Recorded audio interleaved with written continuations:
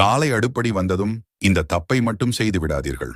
வாஸ்து சாஸ்திரங்கள் படி சமையல் அறையில் சில தவறுகளை நாம் செய்யாமல் இருக்க வேண்டும். நம் வாழ்க்கை சுமூகமாக போக வேண்டும், எந்த பிரச்சனையும் இல்லாமல் என்றால் நாம் அனைவருமே நமக்காக நம் முன்னோர்கள் சொல்லிக் கொடுத்த சில சாஸ்திரங்களை கண்டிப்பாக பின்பற்ற வேண்டும். இரவு தூங்கும் முன் கண்டிப்பாக நாம் அடுப்பை சுத்தம் செய்து அதன் மேல் பாத்திரங்களை வைத்துவிட்டு தான் தூங்குவோம்.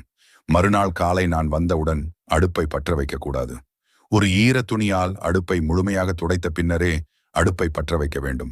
இரவுதான் துடைத்தோம், சுத்தமாக தானே இருக்கும் என்று நாங்கள் அப்படியே சமைக்க ஆரம்பிக்க கூடாது. காலையில் பல் விளக்கி கொண்டே நிறைய பேர் சமைப்பார்கள், இல்ல சமையல் அறையை சுத்தம் செய்வார்கள். இப்படியெல்லாம் செய்யவே கூடாது.